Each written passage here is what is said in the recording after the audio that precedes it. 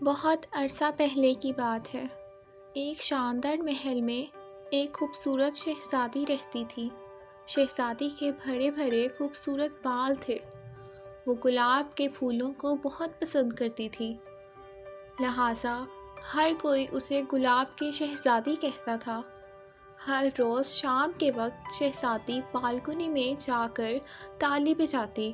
تالی کی آواز پر گانے والی ایک سنہری چڑیا اڑ کر اس کے کندھوں پر بیٹھ جاتی۔ جب چڑیا پیاری سی آواز میں گانا شروع کرتی تو شہزادی بھی اس کے ساتھ گانے لگتی۔ رایا ان کی خوبصورت آواز صبح ہونے تک سکون کی نیند سوئے رہتے۔ یہ سلسلہ یوں ہی چلتا رہا۔ ایک دن کسی چڑیل کو شہزادی کے خوبصورت بالوں کے بارے میں پتہ چل گیا۔ نہ جانے کیا سوچ کر اس نے فیصلہ کر لیا کہ اس کے سرخ بالوں کو کالا کر دے گی۔ چڑیل نے اپنی جادوئی چھڑی کو استعمال کرتے ہوئے ایک منتر پڑھا تو شہزادی کے بال سرخ سے کالے ہو گئے۔ اگلے روز جب شہزادی روز کی طرح بالکنی میں گئی اور چڑیا کے ساتھ خوبصورت آواز میں گانا شروع کیا، مگر اس بار لوگ جاگتے رہے۔ شہزادی کو معلوم ہوا تو وہ بہت پریشان ہوئی۔ اس نے چڑیا سے پوچھا کہ اسے کیا کرنا چاہیے۔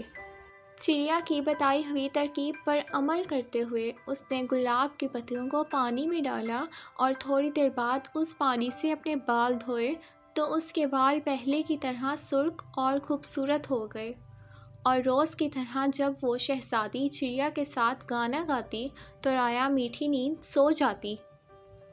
چڑیل کو اس بات کی خبر ہوئی تو اسے بہت غصہ آیا۔ اس نے پھر وہی منتر پڑھا، لیکن اس بار چڑیل نے ہر طرف سے گلاب کے پھول توڑ لیے تھے تاکہ شہزادی اپنے بال پہلے جیسے سرخ نہ کر سکے۔ یوں شہزادی کے بال پھر سے کالے ہو گئے اور اس رات رایا کی نیند پھر سے اڑ گئی۔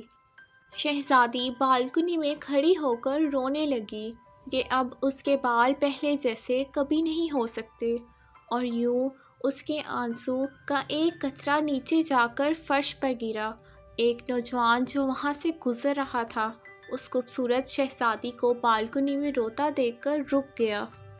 اس کے پاس ایک صندوق تھا جس میں سے اس نے سرخ رنگ کا ایک بال نکالا اور اس کو آنسو کے قطرے پر رکھا جو شہزادی کی آنکھوں سے گرا تھا۔ دیکھتے ہی دیکھتے وہ سرخ رنگ کا بال گلاب کے پھول میں بدل گیا۔ شہزادی یہ دیکھ کر بہت حیران ہوئی اور اس نے جلدی سے اس گلاب کے پھول کو پانی میں ڈال کر اس سے اپنے بال دھوئے، اور یوں اس چڑیل کا جادوئی اثر ختم ہو گیا۔ شہزادی کے بال پہلے کی طرح سرخ ہو گئے اور ہر طرف گلاب کے پھول کھل گئے۔ بادشاہ نے نوجوان سے جب پوچھا کہ اس کے پاس یہ بال کہاں سے آیا تو اس نے بتایا کہ شہزادی سے بچپن میں اس کی بہت دوستی تھی۔ ہم نے دوستی کو قائم رکھنے کے لیے ایک دوسرے کے بال توڑ کر اپنے پاس سنبھال کر رکھے تھے، پھر میں سفر پر چلا گیا تھا، کئی برسوں بعد اب واپس آیا ہوں۔ یہ سن کر بادشاہ خوش ہوا اور دونوں کی شادی کر دی۔